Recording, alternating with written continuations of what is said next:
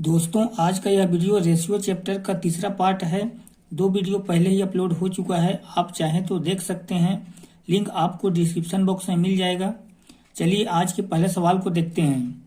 यदि ए की आय बी की आय से 10% अधिक हो और बी की आय सी की आय से 20% कम हो तो ए बी सी की आयों का अनुपात क्या है।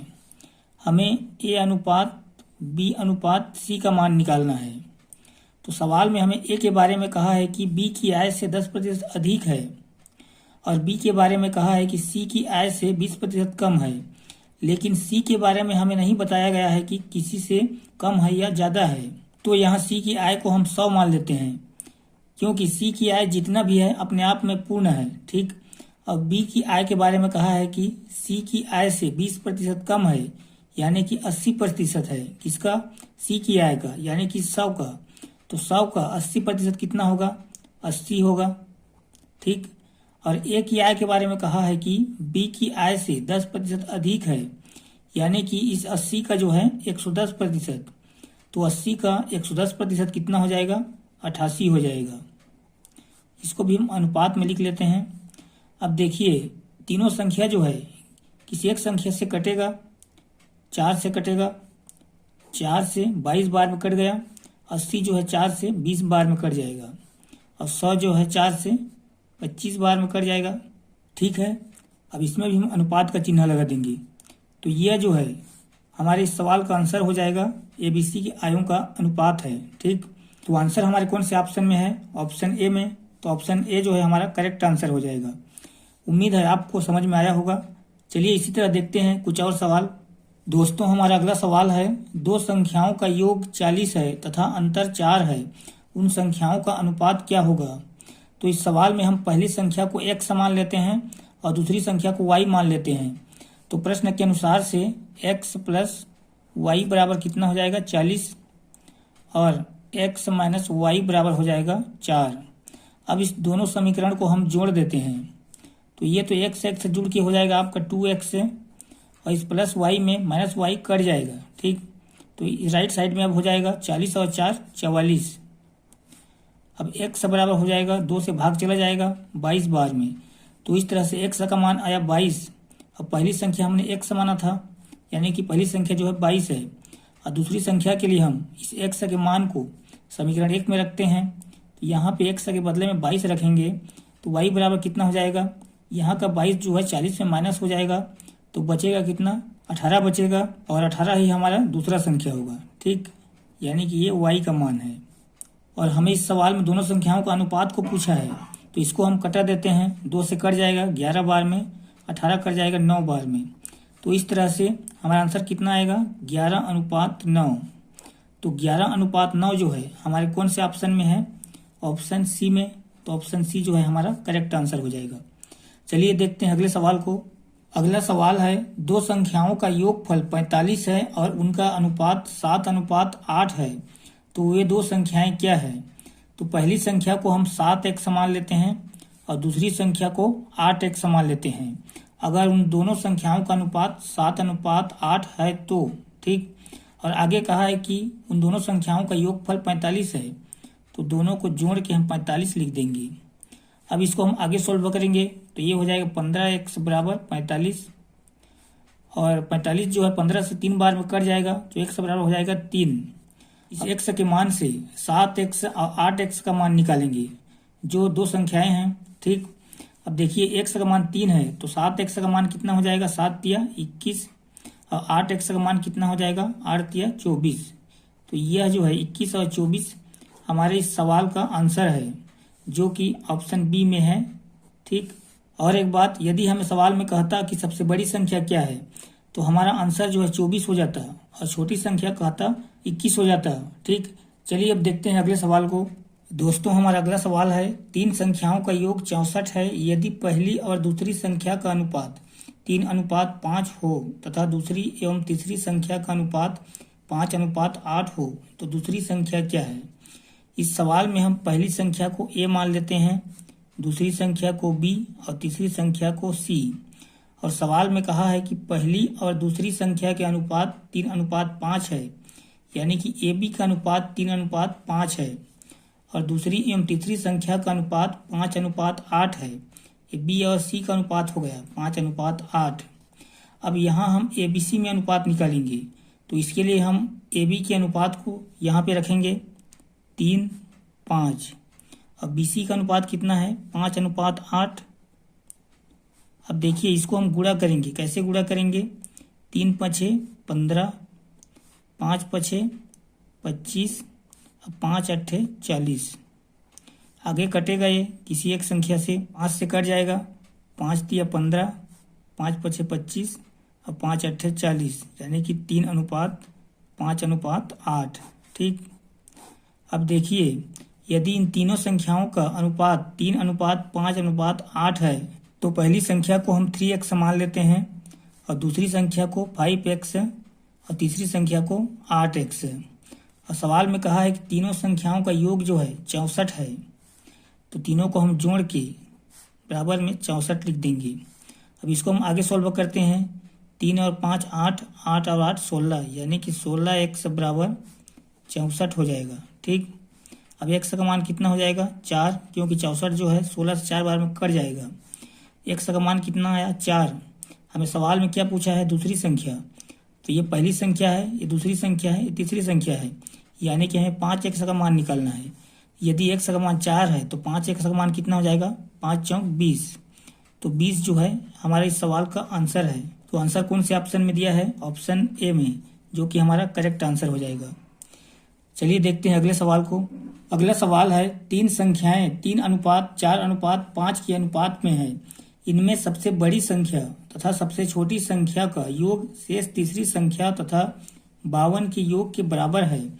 सबसे छोटी संख्या क्या है? हमें सबसे छोटी संख्या के मान को पूछा है।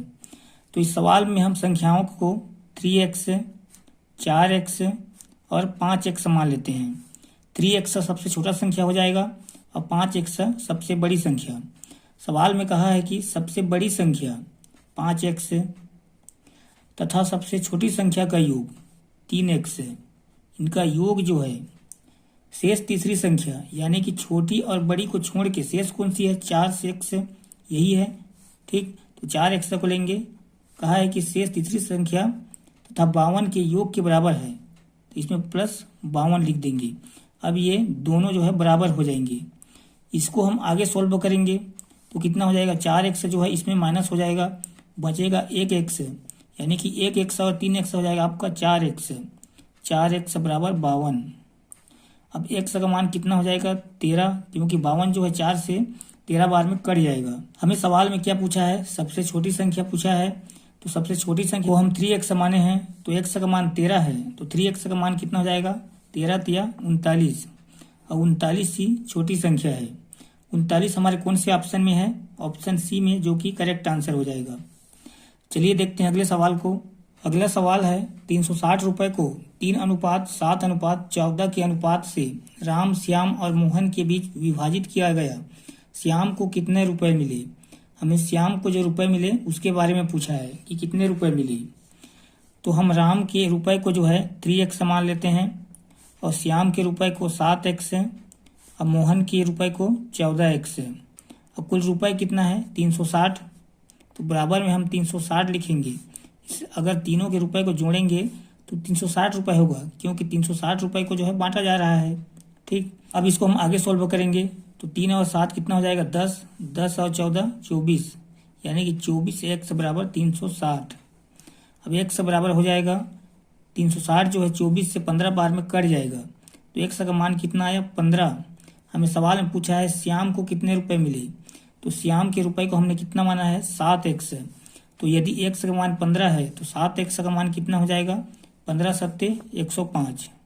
तो 105 रुपए जो है श्याम को मिले, और 105 रुपए हमारे कौन से ऑप्शन में है, ऑप्शन ए में, जो कि करेक्ट आंसर हो जाएगा। चलिए देखते हैं अगले सवाल को। हमारा अगला सवाल है, 624 रुपए को 3 मित्रों में 1/2 अनुपात 1/3 अनुपात 1/4 के अनुपात में वितरित किया गया।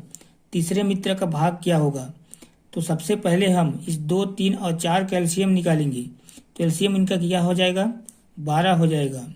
अब 12 को हम 2 से विभाजित करेंगे तो कितना होगा 6, और 6 का गुणा 1 से तो कितना होगा 6। अभी 3 से विभाजित करेंगे 12 को, कितनी बार में जाएगा? 4 बार में। 4 का गुणा 1 से तो 4 होगा। अब इस 4 से विभाजित करेंगे 12 को तो कितनी बार में जाएगा? 3 से, और 3 का गुणा हम 1 से करेंगे तो कितना होगा? 3 होगा, यानी कि 6:4:3। तो यहाँ से जो है हम पहले मित्र के भाग को 6x मान लेते हैं और दूसरे मित्र के भाग को 4x और तीसरे मित्र के भाग को 3x, और कुल रुपए कितना है? 624। तो तीनों के रुपए को हम जोड़ के 624 लिख देंगे। अब इसको हम आगे सॉल्व करेंगे तो कितना हो जाएगा? 6x और 4x 10x और 3 13x, यानी कि 13x बराबर 624। अब देखिए 624 जो है 13 से 48 बार में कट जाएगा तो x बराबर हो जाएगा आपका 48। ठीक, अब हमें पूछा क्या है? तीसरे मित्र के भाग को, और तीसरे मित्र के भाग को हमने क्या माना है? 3x। तो x का मान 48 है तो 3x का मान कितना हो जाएगा? 144। अगर हम 48 को 3 से गुणा कर देंगे तो ठीक, तो 144 जो है हमारा आंसर है। तो हमारा आंसर कौन से ऑप्शन में है? ऑप्शन डी में, जो कि करेक्ट हो जाएगा। चलिए देखते हैं इसी तरह अगले सवाल को। अगला सवाल है 30,000 रुपए के लाभ को ABC में 3:5:7 के अनुपात में बांटने पर B तथा C के भागों का अंतर क्या होगा? तो इस सवाल में हम A के भाग को 3x मान लेते हैं और B के भाग को 5x और C के भाग को 7x। कुल रुपए कितना है? 30,000। तो सबको जोड़ के हम बराबर में 30,000 लिख देंगे। अब इसको हम आगे सोल्व करेंगे तो कितना हो जाएगा?